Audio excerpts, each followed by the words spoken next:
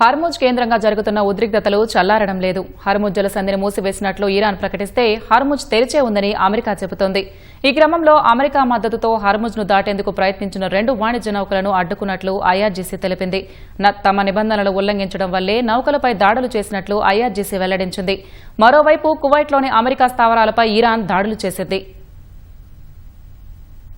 ప్రపంచ చమురు రవాణాలో కీలకమైన హార్ముజ్ జలసంధిపై నియంత్రణ సాధించడమే లక్ష్యంగా ఇరాన్ పావులు కదుపుతోంది. హార్ముజ్ గుండా అనుమతి లేని మార్గంలో ప్రయాణిస్తూ ప్రోటోకాల్ను ఉల్లంఘించిన 2 నౌకలపై దాడులు చేసినట్లు ఐఆర్జీసీ తెలిపింది. తమ హెచ్చరికలను బేఖాతరు చేసినందుకే ఈ నౌకలను అడ్డుకున్నట్లు పేర్కొంది. దాడులకు గురైన ఆ 2 నౌకలు అమెరికా భద్రత నడుమ ప్రయాణిస్తున్నాయని ఐఆర్జీసీ ఆరోపించింది.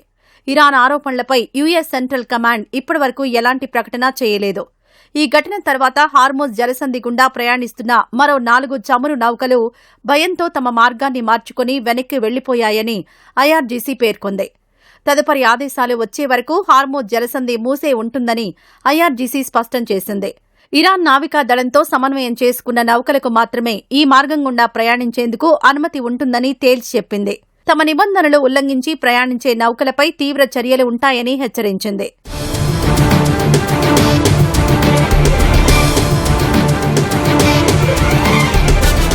మరోవైపు కేష్మ్ ద్వీపంపై జరిగిన దాడులకు ప్రతీకారంగా కువైట్లోని అమెరికా స్థావరాలపై ఇరాన్ దాడులు చేసింది.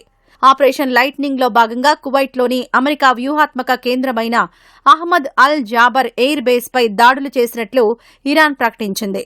అమెరికా యుద్ద విమానాలు, శాటిలైట్ కమ్యూనికేషన్ సిస్టమ్స్, ఆయుధ సామాగ్రి, గిడ్డంగుల లక్ష్యంగా దాడులు చేసినట్లు వెల్లడించింది. పౌరుల ఇళ్లపై అమెరికా చేస్తున్న దాడులు యుద్ద నేరాల కిందకే వస్తాయన్న ఇరాన్ తమ దేశ సార్వభౌమాధికారాన్ని కాపాడుకునే క్రమంలో ఇలాంటి ప్రతీకార చర్యలు తప్పవని హెచ్చరించింది. అటు తమ గగనతలంలోకి దూసుకొచ్చిన డ్రోన్లను సైన్యం కూల్చివేసినట్లు కువైట్ వెల్లడించింది. ఈ దాడులు ఇరాన్ దురాక్రమణ చర్యేనని మండిపడింది.